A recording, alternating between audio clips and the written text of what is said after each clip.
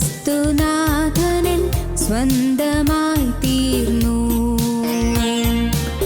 പൂർവിയെ ജയിച്ച ക്രിസ്തുനാഥനൻ സ്വന്തമായി തീർന്നു.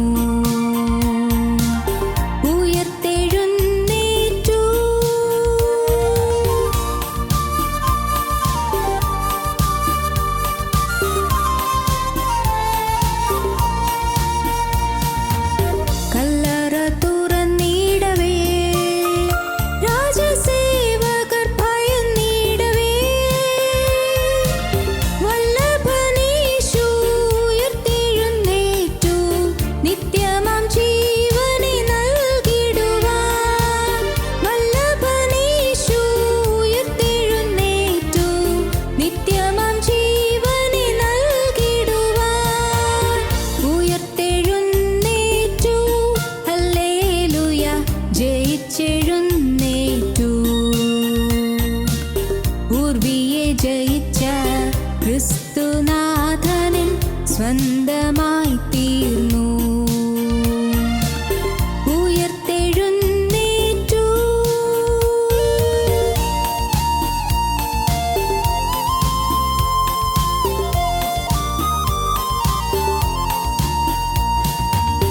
മരണമേ വിഷമെവിടെ, പാതാളമേ ജയമെവിടെ?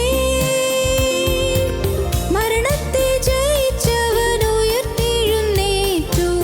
പാതാള വൈരി ജയിച്ചവനായി. മരണത്തെ ജയിച്ചവൻ ഉയർത്തെഴുന്നേറ്റു. പാതാള വൈരി ജയിച്ചവനായി. ഉയർത്തെഴുന്നേറ്റു. ഹല്ലേലൂയ, ജയിച്ചെഴുന്നേറ്റു. പൂർവിയെ ജയിച്ച ക്രിസ്തുനാഥനൻ സ്വന്തമായി തീർന്നു. ഉയർത്തെഴുന്നേറ്റു.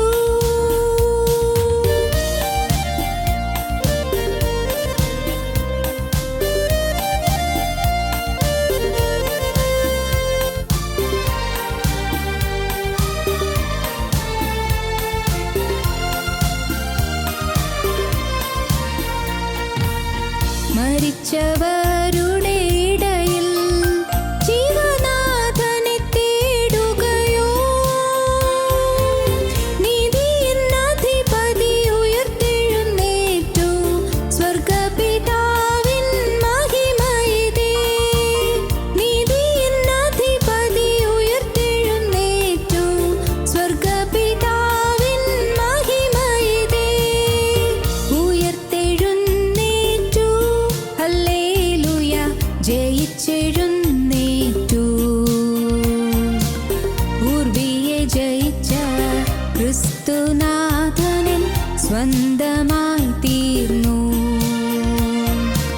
പൂർവിയെ ജയിച്ച ക്രിസ്തുനാഥനൻ സ്വന്തമായി തീർന്നു. ഉയർത്തെഴുന്നേറ്റു.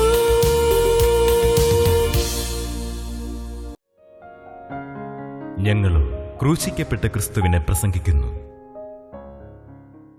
ദൈവതിരുനാമത്തിന് മഹത്വം ഉണ്ടാകട്ടെ.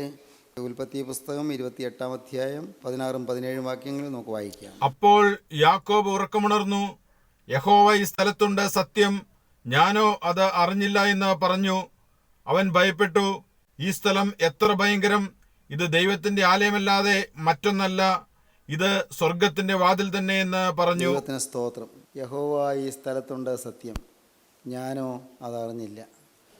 ഞാൻ ധരിച്ചിരുന്നത് എൻ്റെ ജീവിതം തീർന്നു എന്നാണ്. യാക്കോബ് പറയുകയാണ്, പണ്ട് അപ്പൻ്റെ അപ്പനായ അബ്രഹാമിൻ്റെ മടിയിലിരുന്ന് കേട്ട വാർത്തകളൊക്കെ മനസ്സിലുണ്ട്. പഴയ കാലത്ത്, കൊച്ചുകുട്ടിയായിരുന്ന കാലത്ത് അബ്രഹാം പിതാവിൻ്റെ മടിയിൽ യാക്കോബ് ഇരുന്ന കാലമുണ്ട്. അപ്പൻ്റെ ഗ്രാൻഡ് ഫാദറിൻ്റെ മടിയിൽ, അബ്രഹാം പിതാവിൻ്റെ മടിയിൽ. യാക്കോബിൻ്റെ ആയുസിൻ്റെ 15 കൊല്ലം ഈ അബ്രഹാം പിതാവുമായിട്ടുള്ള സഹവാസം ഉണ്ടായിരുന്നു. അത് കഴിഞ്ഞാണ് അബ്രഹാം പിതാവ് മരിക്കുന്നത്. അബ്രഹാം പിതാവിന് 160 വയസ്സുള്ളപ്പോഴാണ് യാക്കോബ് ജനിക്കുന്നത്. അബ്രഹാം പിതാവ് 175 വയസ്സ് വരെ ജീവിച്ചിരുന്നു. 15 വർഷം അബ്രഹാമിൻ്റെ കൂടെ ജീവിച്ച ഒരു അനുഭവ സമ്പത്ത്, അത് വലിയ സമ്പത്താണത്. അത് വലിയൊരു അനുഗ്രഹമാണ്. അതായത് ഒരു വിശ്വാസവീരനായ അപ്പൻ്റെയും അപ്പൻ്റെയും കൂടെ കഴിയാനിടയാകുക. ഞാൻ നിങ്ങളുടെ പ്രായമായവരോടൊരു വാക്ക് ചോദിച്ചോട്ടെ, നിങ്ങളുടെ മക്കൾ എക്കാലത്ത് അനുഗ്രഹീതരാകത്തക്കവണ്ണം നിങ്ങൾക്ക് എന്തെങ്കിലുമെല്ലാം അവരിലേക്ക് നല്ലത് പകർന്നു കൊടുക്കാൻ കഴിഞ്ഞിട്ടുണ്ടോ? നിങ്ങളുടെ മക്കളും മക്കളുടെ മക്കളും നിത്യതയിലേക്ക് മുതൽക്കൂട്ടുണ്ടാക്കുന്നവരായി തീരത്തക്കവണ്ണം എന്തെങ്കിലുമൊക്കെ പകർന്നു കൊടുക്കാൻ നിങ്ങൾക്ക് കഴിഞ്ഞിട്ടുണ്ടോ? അതൊരു വലിയ നേട്ടമാണ്. നമ്മുടെ കൂടെ ജീവിക്കുന്ന നമ്മുടെ കുഞ്ഞുങ്ങൾ മക്കളുടെ മക്കളാകാം, അല്ലെങ്കിൽ മക്കളാകാം, അല്ല നമ്മോട് സഹവാസം ചെയ്യുന്നവർ, അവരിലേക്ക് നമ്മിൽ നിന്ന് പകരുന്നത് എന്താണ്? നമ്മിൽ നിന്ന് പകരുന്നത് സ്നേഹമാണോ? നമുക്കവർ വാത്സല്യമുണ്ട്, ശരിയാണ്, വാത്സല്യമുണ്ട്. പക്ഷേ സ്നേഹം അത് ജഡിക സ്നേഹമല്ല. വേണം, തീർച്ചയായിട്ടും വേണം. നമുക്ക് നമ്മുടെ മക്കളെ സ്നേഹമാണ്, നമ്മുടെ മക്കളെ സ്നേഹമാണ്. പ്രത്യേകിച്ചും ഗ്രാൻഡ് പേരൻസിന് തീർച്ചയായിട്ടും കുഞ്ഞുങ്ങളോട് വലിയ സ്നേഹമാണ്, സ്വാഭാവികമാണത്. എന്നാൽ ആ സ്നേഹമല്ല ഞാൻ പറഞ്ഞത്. ക്രിസ്തുവിൻ്റെ സ്വഭാവം, ക്രിസ്തുവിൻ്റെ സ്നേഹം നമ്മുടെ മക്കൾക്കും മക്കളുടെ മക്കൾക്കും പകർന്നു കൊടുക്കാൻ നമുക്ക് സാധിച്ചിട്ടുണ്ടോ? ക്രിസ്തുവിൻ്റെ സ്വഭാവം. അതോ നമ്മുടെ ജീവിതം കൊണ്ട് നമ്മുടെ മക്കളും മക്കളുടെ മക്കളും അവിശ്വാസികളായി തീരുകയാണോ? നമ്മുടെ ജീവിതം കൊണ്ട്. ഞാൻ വായിച്ചു, അല്പം ഞെട്ടലോടെയാണ് വായിച്ചത്.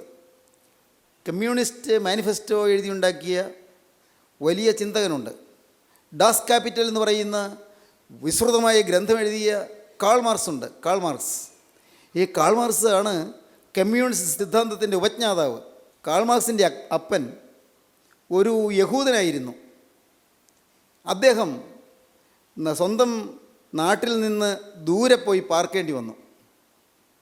ദൂരെ പോയി പാർത്തപ്പോൾ ആ ദേശത്തെ രീതി അനുസരിച്ച് അദ്ദേഹത്തിൻ്റെ മതവിശ്വാസമെല്ലാം ത്യജിച്ചു. ആ ദേശത്തിൻ്റെ രീതി അനുസരിച്ച് ത്യജിക്കാനുള്ളതാണോ മതവിശ്വാസം? ഈ മോന് മനസ്സിലായില്ല. അപ്പം എന്താണ് ചെയ്യുന്നത്? ഒരു വിശ്വാസത്തിൽ നിന്നു ഇതാ ഒരു കൂസലുമില്ലാതെ ആ വിശ്വാസം ത്യജിച്ച് അവിടുത്തെ ചുറ്റുപാടനുസരിച്ച് ജീവിക്കാൻ തുടങ്ങുന്നു. ഇത് കാൾ മാർക്സിന് ഇഷ്ടപ്പെട്ടില്ല. അപ്പൻ ഒരു നല്ല മാതൃകയല്ല കാണിച്ചത്. ഈ ചെറുപ്പക്കാരന് ഒരു മുഷിച്ചിലുണ്ടായി. അവൻ ബുദ്ധിയുള്ളവനായിരുന്നു. അവൻ ബ്രിട്ടനിലെത്തി, അവിടെ ലൈബ്രറിയിലിരുന്ന് പഠനം തുടങ്ങി. അവൻ്റെ ഹൃദയത്തിൽ പുകഞ്ഞു വന്ന വിദ്വേഷം, അവൻ്റെ ഹൃദയത്തിൽ പതഞ്ഞു പൊന്തിയ നീരസം, അപ്പൻ്റെ സ്വഭാവത്തിൻ്റെ മാലിന്യം അവൻ ഏൽപ്പിച്ചതായ ആഘാതം ആ ചെറുപ്പക്കാരനിൽ വലിയ പ്രതികരണം ഉളവാക്കി. അതിൻ്റെ ഫലമായിട്ടാണ് അവൻ ഡാസ് ക്യാപിറ്റൽ എഴുതിയുണ്ടാക്കിയത്. ലോകത്തിൽ ഇന്ന് കമ്മ്യൂണിസ്റ്റ് പ്രസ്ഥാനം ഇന്ന് വളരുന്നതിന്, അതിന്ന് വ്യാപിക്കുന്നതിന് എല്ലാം മുഖാന്തരമായി തീർന്ന ഡാസ് ക്യാപിറ്റലിൻ്റെ ഉൽപ്പത്തിയുടെ പിന്നിൽ കാൾ മാർക്സിന് സ്വന്തം അപ്പൻ്റെ സ്വഭാവത്തിലുള്ള മാലിന്യത്തിൻ്റെ പ്രതികരണമായിരുന്നു എന്നോർക്കുമ്പോൾ നാം വാസ്തവത്തിൽ ഞെട്ടലോടെ കേൾക്കേണ്ടതാണത്. പ്രിയപ്പെട്ടവരെ, ഗ്രാൻഡ് ഫാദർ എബ്രഹാം പിതാവ് കൊച്ചുമോന് നല്ല മാതൃകയാണ് കാണിച്ചു കൊടുത്തത്. ഒരു ദൈവത്തെ പരിചയപ്പെടുത്തി കൊടുത്തു. പക്ഷേ അവൻ്റെ സ്വഭാവം മാറിയില്ലായിരുന്നു. യാക്കോബിൻ്റെ സ്വഭാവം മാറിയില്ല. അപ്പനിൽ നിന്ന് നല്ല ആശയങ്ങൾ കിട്ടി. അപ്പൻ ഓരോരോ കഥകൾ ഈ യാക്കോബിന് പറഞ്ഞു കൊടുത്തു കാണും. കഴിഞ്ഞൊരവസരത്തിൽ നാം ചിന്തിച്ചതുപോലെ മോനെ മടിയിലിരുത്തി അപ്പനായ അബ്രഹാം ഈ യാക്കോബിൻ്റെ അപ്പനായ ഇസ്ഹാക്കിനെ കുറിച്ചെല്ലാം പറഞ്ഞു കാണും.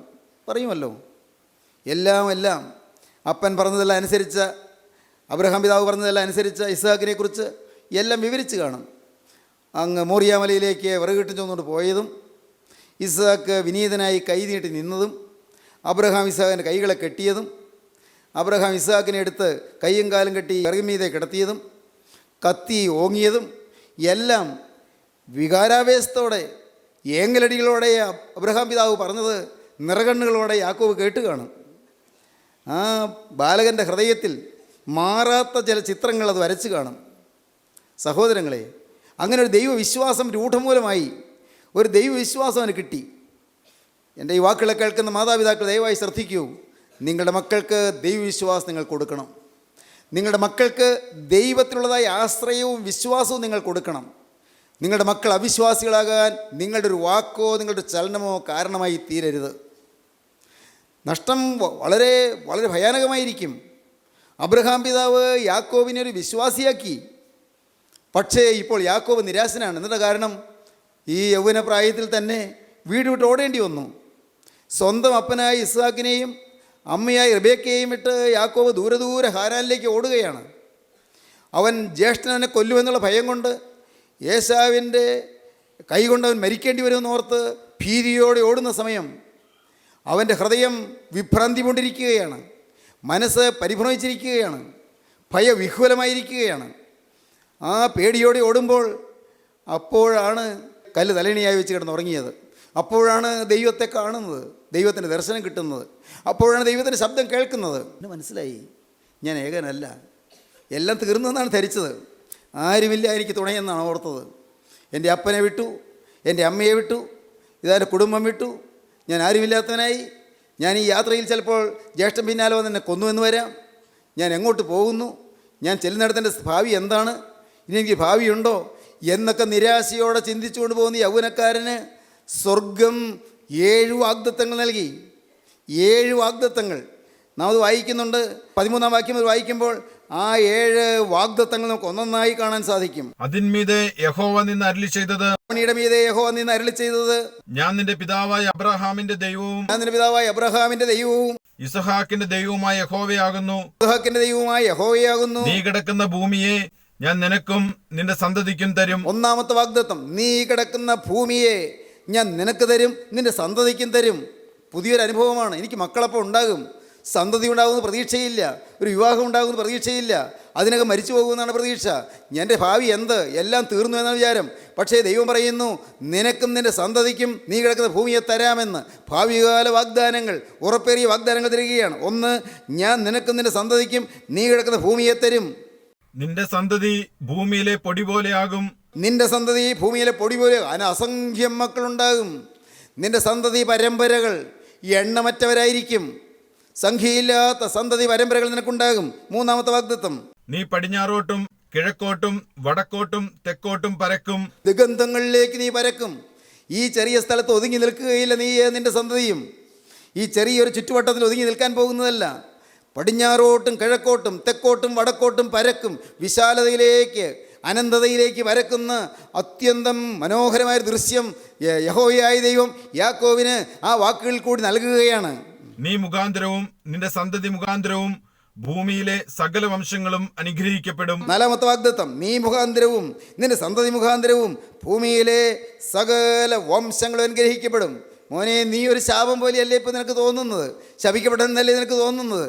അപ്പൻ്റെ സന്നിധിയിൽ നിന്ന് ഓടിപ്പോകുന്നു, ചേട്ടൻ കൊല്ലാൻ പോകുന്നു, വീട് വിട്ട് ഓടേണ്ടി വരുന്നു. പക്ഷേ നീ മുഖാന്തരവും നിന്റെ സന്തതി മുഖാന്തരവും ഭൂമിയിലെ സകല വംശങ്ങളും അനുഗ്രഹിക്കപ്പെടും. വലിയൊരു വാഗ്ദത്തം. അഞ്ചാമത്തെ വാഗ്ദത്തം, ഇതാ ഞാൻ നിന്നോട് കൂടെയുണ്ട്. ഇതാ ഞാൻ നിന്നോട് കൂടെയുണ്ട്. വീണ്ടും ആറാമത്തെ വാഗ്ദത്തം, നീ പോകുന്നിടത്തൊക്കെയും നിന്നെ കാത്ത് ഈ രാജ്യത്തേക്ക് നിന്നെ മടക്കി വരുത്തും. പോകുന്നിടത്തൊക്കെയും ഞാൻ നിന്നെ കാത്തുകൊള്ളാം. നീ പോകുന്നിടത്തൊക്കെയും ഞാൻ നിന്നെ കാത്തുകൊള്ളാം. നീ ഏകനാകണ്ട, ഞാൻ നിന്നോട് കൂടെയുണ്ട്. നീ പോകുന്നിടത്തൊക്കെയും ഞാൻ നിന്നെ കാത്തുകൊള്ളാം. എന്തൊരു അനുഗ്രഹം! ഒട്ടും പ്രതീക്ഷിക്കുന്നില്ല, ഇങ്ങനൊരു വാഗ്ദത്തം യാക്കോബ് പ്രതീക്ഷിക്കുന്നില്ല. നീ പോകുന്നിടത്തൊക്കെയും ഞാൻ നിന്നെ കാത്ത് ഈ രാജ്യത്തേക്ക് നിന്നെ മടക്കി വരുത്തും. നീ വിചാരിച്ചു ഇതെല്ലാം തീർന്നുപോയി എന്ന്, ഇനി അപ്പനെ കാണുകയില്ല, ഇനി എൻ്റെ അപ്പൻ്റെ വീട് കാണുകയില്ലെന്നല്ലേ നീ വിചാരിച്ചത്. നിന്നെ ഞാൻ മടക്കി വരുത്തും, പേടിക്കേണ്ട. നീ പോകുന്നിടത്തൊക്കെയും ഞാൻ നിന്നെ കാത്തുകൊള്ളാം. ഒരു ശക്തിക്ക് നിന്നെ തൊടാൻ സാധ്യമല്ല, ആരും നിന്നെ ഉപദ്രവിക്കുകയില്ല. നീ പോകുന്നിടത്തൊക്കെയും ഞാൻ നിന്നെ കാത്ത് ഞാൻ ഈ ദേശത്തേക്ക് നിന്നെ മടക്കി വരുത്തും. ഞാൻ നിന്നെ കൈവിടാതെ നിന്നോട് അരുളി ചെയ്തത് നിവർത്തിക്കും. ഏഴാമത്തെ വാഗ്ദത്തം, ഞാൻ നിന്നെ കൈവിടാതെ നിന്നോട് അരുളി ചെയ്തത് നിവർത്തിക്കും. 7 വാഗ്ദത്തങ്ങൾ. ദൈവത്തിന് സ്തോത്രം. യാക്കോബ് ഓർത്തു, എൻ്റെ ദൈവമേ, എൻ്റെ അപ്പൻ്റെ അപ്പൻ പഠിപ്പിച്ചു തന്ന ദൈവം, എൻ്റെ അപ്പൻ്റെ അപ്പൻ്റെ അരികത്തിരുന്ന് കേട്ടതായ ദൈവത്തിൻ്റെ അത്ഭുതകരമായ അനുഭവങ്ങൾ.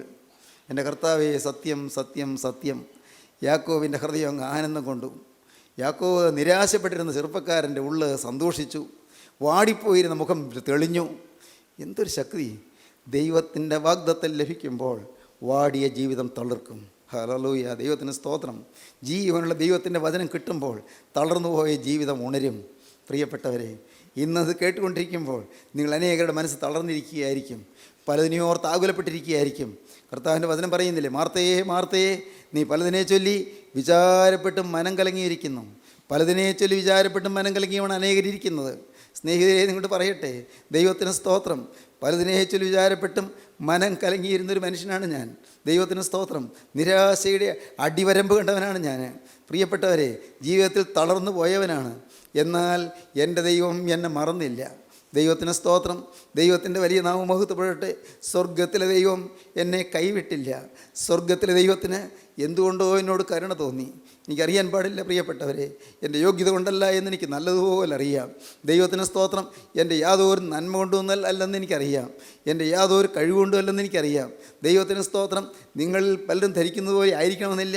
ഞാൻ എൻ്റെ ഹൃദയം തുറക്കുമ്പോൾ ഞാൻ നിങ്ങളോട് തുറന്ന് പറയാം, ഞാൻ വളരെ അല്പനായൊരു മനുഷ്യനാണ്. ഞാൻ വളരെ നിസ്സാരനായൊരു മനുഷ്യനാണ്. ഞാൻ അനാഥനായൊരു മനുഷ്യനായിരുന്നു. ദൈവത്തിന് സ്തോത്രം. ആരോരും തുണയില്ലാതെ അലഞ്ഞു പോയൊരു മനുഷ്യനായിരുന്നു. മനസ്സ് നൊന്തുപോയൊരു മനുഷ്യനായിരുന്നു. ദൈവത്തിന് സ്തോത്രം. എൻ്റെ അമ്മയുടെ കണ്ണുനീര് കണ്ട് വളർന്നു പോയ മനുഷ്യനായിരുന്നു. നിങ്ങൾക്കറിയാമോ, ഞാൻ പറഞ്ഞിട്ടുണ്ട്, 30-ാമത്തെ വയസ്സിൽ വിധവയായ എൻ്റെ പാവപ്പെട്ട അമ്മയുടെ ഏങ്ങലടികൾ കേട്ടാണ് ഞാൻ വളർന്നത്. നിങ്ങളോട് പറയട്ടെ, ദൈവത്തിന് സ്തോത്രം. അങ്ങനെ ജീവിതം മുരടിച്ചു പോയൊരു മനുഷ്യൻ, എല്ലാം തകർന്നു പോയൊരു മനുഷ്യൻ, നിരാശയുടെ ആ നെല്ലിപ്പല കണ്ട മനുഷ്യൻ. എന്നാൽ ജീവനുള്ള ദൈവം എന്നെ കണ്ടു, എന്നെ അവൻ വിളിച്ചു.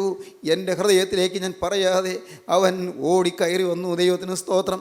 ഞാൻ ആവശ്യപ്പെട്ടില്ല, ഞാൻ അപേക്ഷിച്ചില്ല, ഞാൻ മാനസാന്തരം കൊണ്ട് ആവശ്യമില്ലാത്ത ഒരു നീതിമാനായിരിക്കുകയായിരുന്നു. എനിക്ക് മാനസാന്തരം വേണ്ട എന്നാണ് എൻ്റെ ചിന്ത.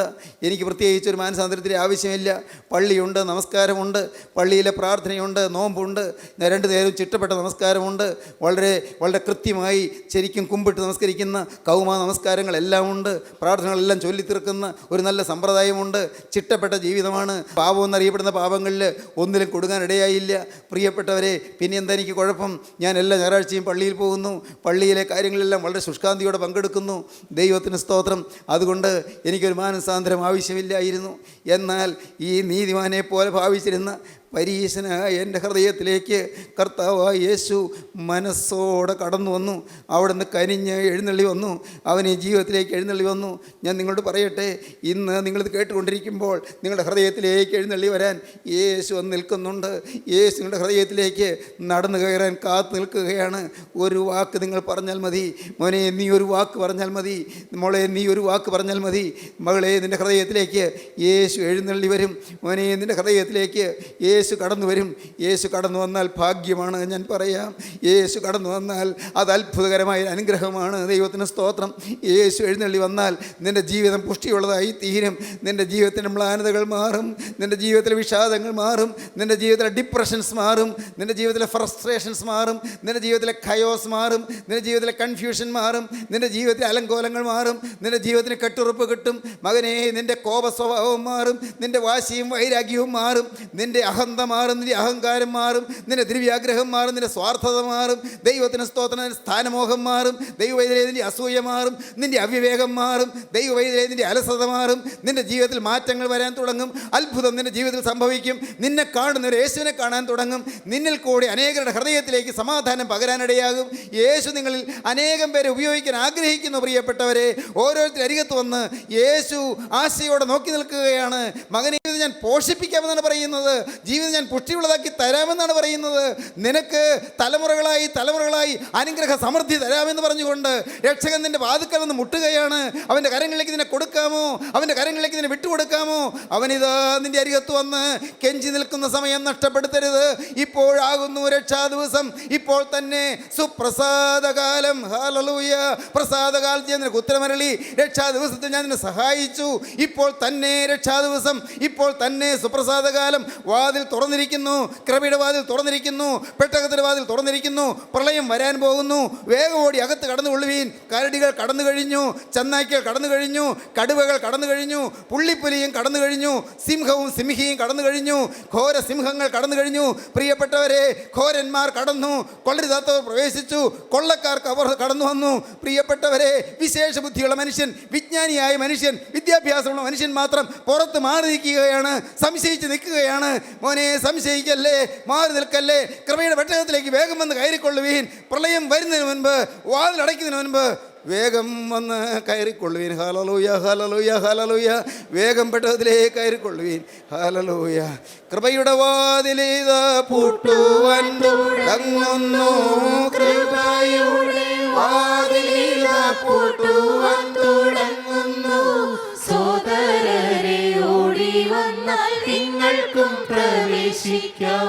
സോദരരെ ഓടി വന്നാൽ നിങ്ങൾക്കും പ്രവേശിക്കാം. ഞാനും എനിക്കുള്ളതെല്ലാം യേശുവിനു സ്വന്തമേ, ഞാനും എനിക്കുള്ളതെല്ലാം യേശുവിനു സ്വന്തമേ. അവൻ എന്നെ നടത്തുന്നു, എനിക്കൊന്നും മുട്ടില്ല. അവൻ എന്നെ നടത്തുന്നു, എനിക്കൊന്നും മുട്ടില്ല. ജനത്തെ കണ്ടെന്നേശു പുഞ്ചിരി തൂകിടുന്നു, ജനത്തെ കണ്ടെന്നേശു പുഞ്ചിരി തൂകിടുന്നു. ദൈവദൂത സംഘമെല്ലാം നോക്കി നോക്കി നിൽക്കുന്നു. ദൈവദൂത സംഘമെല്ലാം നോക്കി നോക്കി നിൽക്കുന്നു. യാക്കോബ് ഉറക്കമുണർന്നപ്പോൾ യാക്കോബിന് മനസ്സിലായി, ഞാൻ ഒരു വലിയ അത്ഭുതകരമായ രംഗത്താണ് നിൽക്കുന്നത്. ഞാൻ ധരിച്ചതുപോലെ ഒരു മരുഭൂമിയിലൊന്നും അല്ല, ഇത് ദൈവത്തിൻ്റെ ആലയമാണ്. ദൈവാലയത്തിൽ വന്നിരിക്കുകയാണ്, ദൈവം ഇറങ്ങി വന്നിരിക്കുകയാണ്. മാലാഖമാർ കയറുന്നു ഇറങ്ങുന്നു. അപ്പോൾ ഇത്രയും നേരം ഈ മാലാഖമാരൊക്കെ എൻ്റെ കൂടെ ഉണ്ടായിരുന്നു. ഞാൻ ധരിച്ചു ഞാൻ ഏകനാണെന്ന്, ഞാൻ ധരിച്ചു ആരോരുമില്ലെന്ന്. ഈ മാലാഖമാരൊക്കെ ഇപ്പോൾ എൻ്റെ കൂടെ ഉണ്ടായിരുന്നു. അവർ കയറുകയും ഇറങ്ങുകയും ചെയ്യുന്നതാണ് കണ്ടത്. പറയുക, യഹോവ ഈ സ്ഥലത്തുണ്ട്, സത്യം ഞാനോ അത് അറിഞ്ഞില്ല. ദൈവജനമേ, നിങ്ങളുടെ പറയട്ടെ, കർത്താവ് നിങ്ങളെ സ്നേഹിക്കുന്നുണ്ട്. കർത്താവ് നിങ്ങളെ വിട്ടു പോയിട്ടില്ല. കർത്താവ് നിങ്ങളുടെ അരികത്തുണ്ട്. നിങ്ങൾ പാപം ചെയ്തു, ശരിയാണ്. നീതിക്കാനൊന്നുമില്ല, ന്യായം പറയാനൊന്നുമില്ല. തെറ്റുകൾ സംഭവിച്ചു, ശരിയാണ്. അവിശ്വാസം വന്നുപോയി, അഹങ്കാരം വന്നുപോയി, അശുദ്ധി സംഭവിച്ചു പോയി, തിന്മകൾ ഏറെയേറെ സംഭവിച്ചു. പക്ഷേ യേശു നിങ്ങളെ വിട്ടുകളഞ്ഞിട്ടില്ല. യേശു നിങ്ങളെ വെറുക്കുന്നില്ല. യേശു നിങ്ങളെ തള്ളിക്കളഞ്ഞിട്ടില്ല. യേശു ക്രിസ്തുവിൻ്റെ ക്രൂശിലെ സ്നേഹം ഇപ്പോഴും നിങ്ങളെ പേർ ചൊല്ലി വിളിക്കുകയാണ്. ഇപ്പോഴും നിങ്ങളെ വാത്സല്യപൂർവ്വം തഴുകി വിളിക്കുകയാണ്. സ്നേഹത്തോടെ മാടി അടുപ്പിക്കുകയാണ്. എന്തൊരു സ്നേഹം! ഗോകുൽത്തായിലെ സ്നേഹം! ഓ എൻ്റെ ദൈവമേ, ആ ക്രൂശിലെ സ്നേഹമല്ലേ നാം ഇന്ന് ജീവിക്കാൻ കാരണം? ആ സ്നേഹമല്ലേ നാം ഇന്ന് സമാധാനമായി കഴിയാൻ കാരണം? ആ സ്നേഹമല്ലേ ഇന്ന് നമുക്ക് സന്തോഷത്തോടെ സ്തുതിക്കാൻ സാധിക്കുന്നത്? ദൈവത്തിന് സ്തോത്രം. യഹോവ ഈ സ്ഥലത്തുണ്ട്, സത്യം ഞാനോ അത് അറിഞ്ഞില്ല. എന്നിട്ട് പറയുകയാണ്, അവൻ ഭയപ്പെട്ടു. യാക്കോബ് ഭയപ്പെട്ടു. ദൈവത്തിന് സ്തോത്രം. അവൻ ഭയപ്പെട്ടു. ഈ സ്ഥലം എത്ര ഭയങ്കരം! ഇതിനു മുമ്പ് ഭയം ഉണ്ടായിരുന്നു, ഇപ്പോഴത്തെ ഭയമല്ല ഇതിനു മുമ്പുള്ള ഭയം. ഇതിനു മുമ്പ് ഞാൻ ഏകനാണ്, അയ്യോ എൻ്റെ ഭാവി എന്ത് പേടി. ഇതിനു മുമ്പുള്ള ഭയം അങ്ങനെയാണ്, അയ്യോ ഞാൻ ഏകനാണ്, ചേട്ടൻ വന്ന് കൊല്ലുമോ, മരണഭയം, അയ്യോ ഞാൻ എന്തു വേണ്ടു, വലിയ വലിയ ആശങ്ക, ഹൃദയം നിറഞ്ഞ ഭീതി. എന്നാൽ ഇപ്പോൾ ഭയം എന്താണ്? ഈ ഭയത്തിനാണ് പറയുന്നത് ഓ ആൻഡ് റെവറൻസ്, നടുക്കം. എന്താണ്? ദൈവത്തിൻ്റെ സാന്നിധ്യത്തിലുള്ള നടുക്കം. യെശയ്യാ പ്രവചനം 66-ാം അധ്യായം 2-ാം വാക്യം വായിക്കാം. എങ്കിലും അരിഷ്ടനും മനസ്സ് തകർന്നവനും എന്റെ വചനത്തിങ്കൽ വിറയ്ക്കുന്നവനുമായ മനുഷ്യനെ ഞാൻ കടാക്ഷിക്കും. അരിഷ്ടനും മനസ്സ് തകർന്നവനും എൻ്റെ വചനത്തിങ്കൽ വിറയ്ക്കുന്നവനുമായ മനുഷ്യനെ ഞാൻ കടാക്ഷിക്കും. വിറയ്ക്കുക, വചനത്തിന് മുന്നിൽ വിറയ്ക്കുക. പേടിയല്ല, ബഹുമാനമാണ്, ആദരവാണ്. Awe and reverence, AWE, awe and reverence. ദൈവത്തിന് സ്തോത്രം. ഇതിനു മുമ്പുള്ള ഭയം അത് ജീവിത ഭയമാണ്, അത് മരണഭയമാണ്, അത് അനേകം ആശങ്കകൾ നിറഞ്ഞ ഭയമാണ്, നാളെ എന്ത് എന്നുള്ള ഭീതിയുടെ ഭയമാണ്. എന്നാൽ ഇപ്പോഴുള്ള ഭയം അതല്ല. യഹോവ ഈ സ്ഥലത്തോട് സത്യം ഞാനത് അറിഞ്ഞില്ല. യാക്കോബ് ഭയപ്പെട്ടു. ഒരു ദൈവഭയം വരുന്നു, ദൈവഭയം. എന്നെ കാണുന്നൊരു ദൈവം ജീവിക്കുന്നു, എൻ്റെ രഹസ്യങ്ങൾ അറിയുന്ന ദൈവം ജീവിക്കുന്നു, എൻ്റെ നടപ്പും കിടപ്പും ശോധന ചെയ്യുന്ന ദൈവം ജീവിക്കുന്നു, ഞാൻ ഇരിക്കുന്നതും എഴുന്നേൽക്കുന്നു അറിയുന്ന ദൈവം ജീവിക്കുന്നു. ഞാൻ ആ ദൈവം അറിയാതെ ഒരു വാക്കും എൻ്റെ നാവിന്മേലില്ല. ആ ദൈവം ജീവിക്കുന്നു. ദൈവം എന്നെ എപ്പോഴും കാണുന്നു. എൻ്റെ ഹൃദയത്തിലെ നിരൂപണങ്ങൾ അവൻ ഗ്രഹിക്കുന്നു. അവൻ ദൂരത്തു നിന്ന് ഗ്രഹിക്കുന്നു. യഹോവ എപ്പോഴും എന്നെ കാണുന്നു. നിത്യനായ ക്രിസ്തു എപ്പോഴും എന്നെ കാണുന്നു. ദൈവഭയം, ഓ ആൻഡ് റെവറൻസ്. അരിഷ്ടനും മനസ്സ് തകർന്നവനും എൻ്റെ വചനത്തെങ്കിൽ വിറയ്ക്കുന്നതിനുമായ മനുഷ്യൻ ഞാൻ കടാക്ഷിക്കും. 4-ാം സങ്കീർത്തനം 4-ാം വാക്യം വായിക്കാം. 4-ാം സങ്കീർത്തനം 4-ാം വാക്യം. നടുങ്ങുവിൻ, പാപം ചെയ്യാതിരിപ്പിൻ. നടുങ്ങുവീൻ, പാപം ചെയ്യാതിരിപ്പീൻ. Stand in awe and sin not. നടുങ്ങുവീൻ, പാപം ചെയ്യാതിരിപ്പീൻ. കോപിപ്പീൻ, നിങ്ങൾ പാപം ചെയ്യരുത് എന്നുള്ള തർജ്ജമ തെറ്റാണ്. നടുങ്ങുവീൻ, stand in awe and sin not. നടുങ്ങുവീൻ, പാപം ചെയ്യാതിരിപ്പീൻ. നടുങ്ങുവീൻ, ഭയത്തോടും വിറയലോടും കൂടി നിൽക്കുക. ദൈവഭയം. പ്രിയപ്പെട്ടവരെ, ഇന്ന് മനുഷ്യന് ദൈവഭയം നഷ്ടപ്പെട്ടിരിക്കുകയാണ്. പാപം ചെയ്യാൻ മനുഷ്യൻ തയ്യാറാകുന്നതിന് കാരണം ദൈവഭയം ഇല്ലാത്തതാണ്. ദൈവഭയമുണ്ടെങ്കിൽ പാപം ചെയ്യാൻ പേടിക്കും. അയ്യോ, പാപം ചെയ്താൽ അപകടമാണെന്ന് മനസ്സിലാകും. സ്നേഹിതരെ, നിങ്ങൾ പറയട്ടെ, നിങ്ങൾ ദൈവഭയമുള്ളവരായിത്തീരുക. യുവാക്കളെ, നിങ്ങൾ പറയട്ടെ, നിങ്ങൾ ദൈവഭയമുള്ളവരായിത്തീരുക. വിദ്യാർത്ഥികളെ, നിങ്ങൾ പറയട്ടെ, നിങ്ങൾ ദൈവഭയമുള്ളവരായിത്തീരുക. ദൈവത്തെ നിങ്ങൾ ഭയപ്പെടുക, പേടിക്കുകയല്ല. ദൈവത്തെ പേടിക്കുകയല്ല വേണ്ടത്. ആദരവും ബഹുമാനവും വിറയലും. നടുങ്ങുവീൻ, പാപം ചെയ്യാതിരിപ്പീൻ, ദൈവഭയമുള്ളവരാകുവീൻ. എന്നെ ദൈവം കാണുന്നു, ആ ദൈവം എന്നെ സ്നേഹിക്കുന്നു. ആ സ്നേഹത്തെ എനിക്ക് മുറിപ്പെടുത്താൻ വയ്യ. ഞാൻ ആ സ്നേഹത്തെ മുറിപ്പെടുത്തുകയില്ല. ആ സ്നേഹത്തെ ഞാൻ വേദനിപ്പിക്കുകയില്ല. എന്നെ സ്നേഹിക്കുന്ന മഹാസ്നേഹത്തെ എൻ്റെ പാപം കൊണ്ട് ഞാൻ വേദനിപ്പിക്കുകയില്ല. ഞാൻ നശിക്കുകയില്ല. എൻ്റെ ദൈവത്തിന് ഞാൻ ആശ്വാസമായിരിക്കും. എൻ്റെ ദൈവത്തിന് ഞാൻ സമാധാനപുത്രനായിരിക്കും. എൻ്റെ യേശുവിന് ഞാൻ സമാധാനപുത്രിയായിരിക്കും. ഞാൻ ദേശത്ത് വാർത്ത് വിശ്വസ്തയായിരിക്കും. കർത്താവേ, നിൻ്റെ കൃപ എനിക്ക് തരണമേ. നമുക്ക് സമർപ്പിക്കാം. പ്രിയപ്പെട്ടവരെ, നിങ്ങൾ എന്ത് പറയുന്നു? ദൈവഭയത്തോടെ നിൽക്കാൻ നിങ്ങൾക്ക് മനസ്സോ? നിങ്ങളുടെ ചിന്തകൾ അറിയും ദൈവത്തിൻ്റെ സന്നിധിയിൽ. ഭയത്തോടെ നിൽക്കാൻ നിങ്ങൾക്ക് താല്പര്യമോ? നിങ്ങളുടെ വികാരങ്ങൾ അറിയും ദൈവത്തിൻ്റെ സന്നിധിയിൽ. നിങ്ങളുടെ രഹസ്യങ്ങളെല്ലാം കാണും ദൈവത്തിന് മുൻപിൽ. സകലവും നഗ്നവും അലർന്നുമായി കിടക്കുന്ന നിത്യനായ ദൈവത്തിൻ്റെ അഗ്നിജ്വാലയ്ക്കത്ത കണ്ണുകളുടെ മുമ്പിൽ നിങ്ങൾക്ക് ഇനി മുതൽ വിശ്വസ്തയോടും വിശുദ്ധിയോടും നിൽക്കാൻ താല്പര്യമോ? എങ്കിലിപ്പോൾ ക്രിസ്തുവിൻ്റെ അരികത്ത് വന്നിട്ടുണ്ട്. അവൻ്റെ തിരുരക്തം പുരണ്ട ആണിപ്പാടുള്ള കരം നിങ്ങളെ നേരെ നീട്ടിയിട്ടുണ്ട്. ആ കരത്തിലേക്ക് നിങ്ങൾ വിട്ടുകൊടുക്കുവീൻ. ആ കരത്തിൽ തിരുരക്തം കാണാം. ആ തിരുരക്തം നിങ്ങളെ കഴുകാൻ മതിയായതാണ്. കഴിഞ്ഞ കാല ജീവിതത്തിലെ പാപങ്ങളെല്ലാം കഴുകുന്ന ആ തിരുരക്തത്തിൽ നിങ്ങൾ ശരണപ്പെടുവീൻ. ആ തിരുരക്തം നിങ്ങളുടെ നെറ്റിയിൽ പുരട്ടട്ടെ. ആ തിരുരക്തം നിങ്ങളെ തഴുകട്ടെ. ആ തിരുരക്തം നിങ്ങളെ കഴുകട്ടെ. ആ തിരുരക്തം നിങ്ങളെ അലങ്കരിക്കട്ടെ. ആ തിരുരക്തം നിങ്ങളെ പാപങ്ങൾ മോചിക്കട്ടെ. ആ തിരുരക്തത്താൽ നിങ്ങൾ വിശുദ്ധരായി തീരട്ടെ. ആ തിരുരക്തത്തിൻ്റെ ശക്തിയാൽ നിങ്ങൾ ഇന്നു മുതൽ പുതിയ ജീവിതം നയിക്കട്ടെ. നമുക്ക് സമർപ്പിക്കാം, നമുക്ക് പ്രാർത്ഥിക്കാം. കാരുണ്യവാനേ, മഹാപരിശുദ്ധനായ സ്വർഗീയ പിതാവേ, ഈ അത്ഭുത നിമിഷങ്ങൾക്കായി ഞങ്ങൾ ഇതിനെ സ്തുതിക്കുന്നു. സ്വർഗീയ സാന്നിധ്യത്തിനായി ഞങ്ങൾ ഇതിനെ സ്തുതിക്കുന്നു. കൃപയുടെ വചനങ്ങൾക്കായി ഞങ്ങൾ ഇതിനെ സ്തുതിക്കുന്നു. എല്ലാവരെയും തലോടണമേ, എല്ലാവരെയും അനുഗ്രഹിക്കണമേ, എല്ലാ നന്മകളാലും നിറയ്ക്കണമേ. അവിടുത്തെ രണ്ടാമത്തെ വരവിന് വേണ്ടി കാക്കണമേ. യേശുവിൻ നാമത്തിൽ തന്നെ. ആമീൻ. ഹല്ലേലൂയ.